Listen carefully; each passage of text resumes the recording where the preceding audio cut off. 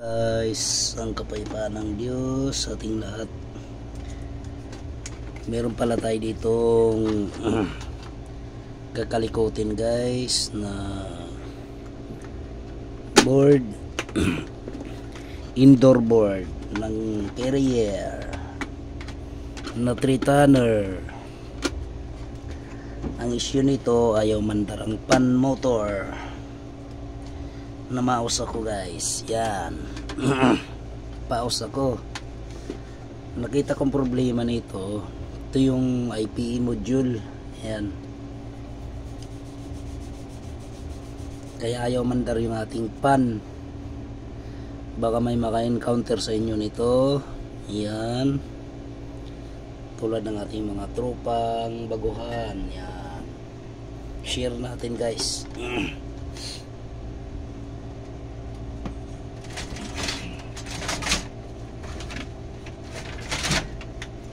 Yan, pakita ko sa inyo guys ha, kung ano yung problema. Ito,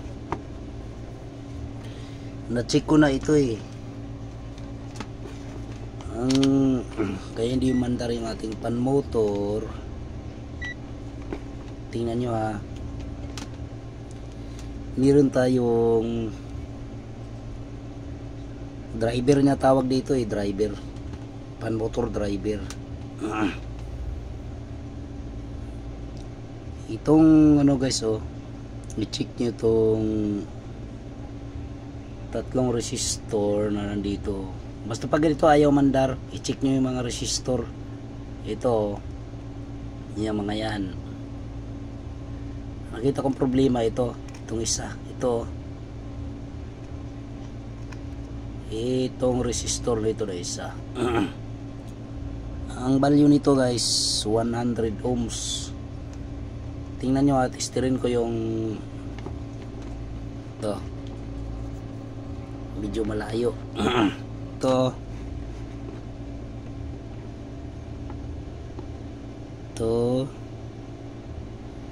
guys ayan nasa 518k. Open na yung ating resistor guys na 100 ohms. Ito, baka maka-encounter yung ating mga tropa dyan guys na ayaw mandar yung pan. DC ito guys ha, DC yung pan motor natin. Ito guys, i-double check nyo yung mga resistor nya. Yan, napakalihit lang nito guys. Yan.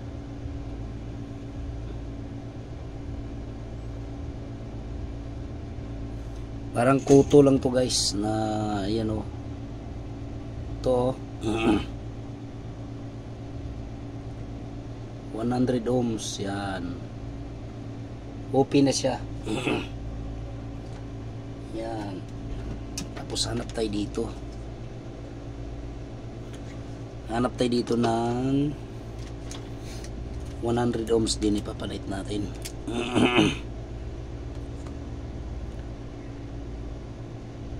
Yan, marami dito. Itong mga to 100 to.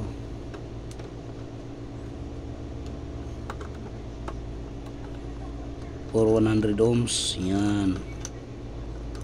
Importante talaga guys na meron tayong maitabi na mga parts board.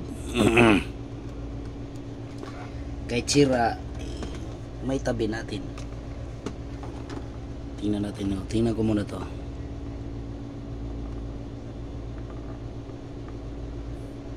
Yan, good. Ang issue nito guys, ayaw mandar yung ating indoor pan motor. 3-tonner ito na Carrier. Dinala ng ating tropa ngayon lang din umaga. Yan. Yun. Ito na ilalagay natin guys. Yan.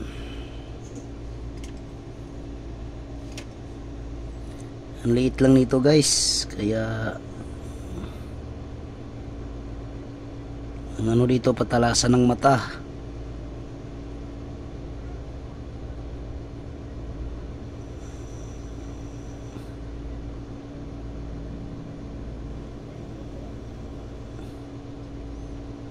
Yan.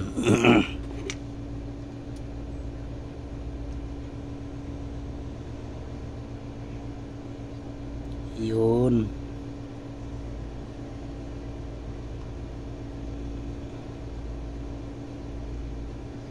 Yan, nahinang na natin guys. Nahinang na, no?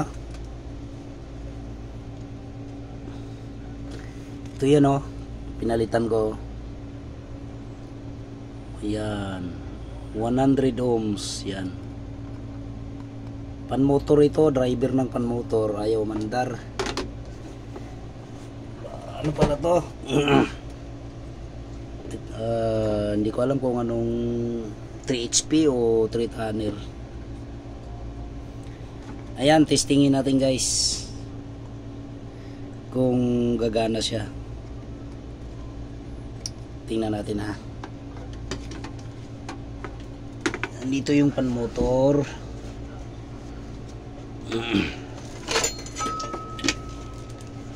Panmotor niya.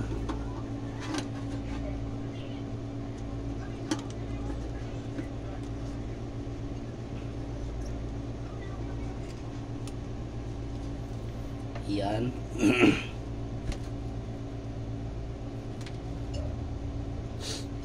Lagyan muna natin ng ano to. Yan. Tapos makita natin yung pan motor niya guys. DC pan yan guys ha. Lumaos lang ako guys. Tingnan natin kung matsambahan to. Kung makatsamba tayo guys. Ito yung ating control. Yan, ito. Yan.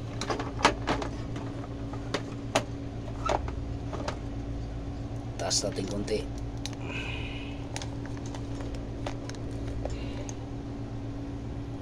Okay, kita na siya guys. Driver niya.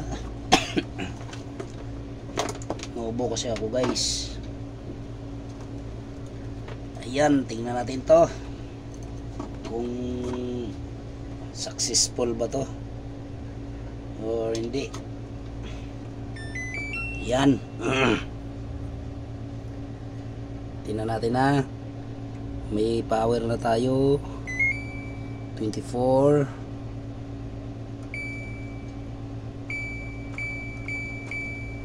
Yan. Click ng relay niya. Yun yung pan motor niya guys oh. Tingnan natin kung iikot. Ayan. Umikot na guys oh. Oh. Oh, umikot na siya. Tsaka nag-standby na yung ating ilaw. Yan. Ayan oh. Nakatsamba tayo guys. Natsambahan natin yung pan motor. Yung board na 3 tonner ba to? O 3 HP? 3 tonner yata to guys na hindi gumagana yung pan motor. Yan. Full DC ito. Ayan, gumagana na oh. Yan. Ayan na guys. Gumagana na yung ating pan motor. Yun. Standby na. Yan. Salamat sa Diyos. Nakatsamba tayo guys. Yun lang guys. Sana may nakuha kayong idea guys sa ating pag-repair ng ano, pan motor na hindi gumagana. Yun lang guys, pinalitan ko. Yun lang oh. Yan. Medyo paos lang ako. Yan. Okay. Gumagana na yan guys. Yun oh. Salamat sa Diyos at ingat tayong lahat. Magandang araw sa ating lahat. At kung bago ka pa sa aking channel, pag-subscribe naman na aking channel guys. At share nyo na din. At like nyo na rin guys, comment. May mga tanong kayo. Salamat sa Diyos at ingat tayong lahat. Magandang araw po. Okay.